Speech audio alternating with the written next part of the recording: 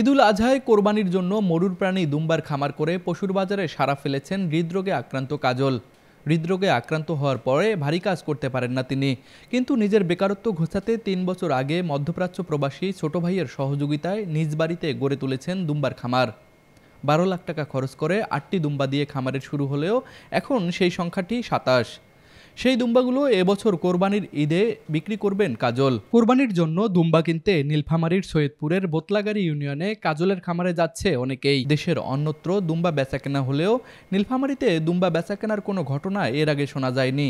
সে হিসেবে নীলফামারীর কোরবানির পশুর বাজারে দুম্বার প্রথম আবির্ভাব হচ্ছে এবছর। কাজল আশা করছেন প্রতিটি দুম্বা ১.৫ থেকে ২.৫ লাখ টাকায় বিক্রি করতে পারবেন তিনি।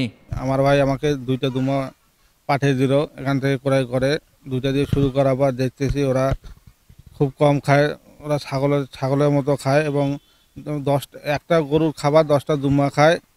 এই জন্য আমার পরামর্শ করে আর 6টা দিল, দুম্বা কিনে দিল, মোট 8টা দুম্বা হলো। 8টা দুম্বা থেকে আমি শুরু করলাম। 3 বছর আমার খামারে 27টা দুম্বা হইল। হ্যাঁ, এরা খুব সমান ব্যবসা। এগুলো আমাদের মোট 27টা দুম্বা আছে। এরা ডেলি 5 থেকে 700 টাকা মতো খায়। ঘাস খায়, একটু আমরা খড়ের সাথে একটু চোকর খাই, আর কিছু খাই না। এটা আমরা কুরবানির জন্য রাখছি। মোট 5টা দুম্বা 50 কেজি থেকে 100 কেজি পর্যন্ত, 1,50,000 টাকা থেকে 2,50,000 টাকা পর্যন্ত, ওজন 50 কেজি থেকে 100 কেজি পর্যন্ত। কাজলের এই দুম্বার খামারটি আরও বড় হলে সেখানে স্থানীয় বেকার যুবকদের কর্মসংস্থান হবে বলে মনে করছেন এলাকাবাসী। মানে এমকে একটা গ্রামে যে খামার হয় পাড়ায়, তা বেকার ছেলেগুলো যে বেকার ঘুরি বেড়াচ্ছে সে ছেলেগুলোর উপকার হবে, কাজে কর্ম সবসময় ব্যস্ত থাকে। উত্তরাঞ্চলের স্বনামধন্য nursing college Rangpur community nursing college শিক্ষাবর্ষ 2024 ও 2025-এর জন্য 3টি বিশেষ কোর্সে ভর্তি চলছে। ভর্তির জন্য যোগাযোগ করুন www.rcncbd.com অথবা কল করুন 01708907294। Rangpur community nursing college. এদিকে প্রাণী সম্পদ অধিদপ্তর বলছে দুম্বার খামারটি স্থানীয় খামারিদের মধ্যে বেশ সাড়া ফেলেছে। কাজলের দুম্বার খামারের প্রতি যেমন তাদের নজরদারি রয়েছে, তেমনি অন্য কেউ এমন উদ্যোগ নিলে প্রাণী সম্পদ অধিদপ্তর সহযোগিতার হাত বাড়াবে বলে জানালেন এই কর্মকর্তা। রবিউল ইসলাম কাজল একজন আমরা বলবো যে সফল খামারি।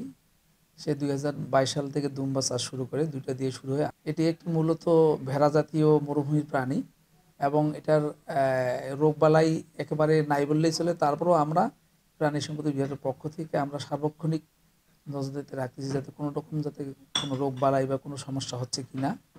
আমরা কোনো এই পর্যন্ত কোনো বড় ধরনের কোনো সমস্যা পাইনি। আর যেহেতু এটার সহনশীলতা বেশি এবং সেহেতু অনেক নতুন নতুন খামারি তারা হয়তো খোঁজখবর নিচ্ছে, তারাও চাষ করার জন্য আগ্রহী হচ্ছে। সরকারি হিসাবে নীলফামারী জেলায় এবছর ৩৪,৩84 জন খামারি মিলে 2,89,157টি কোরবানির পশু প্রস্তুত করেছে।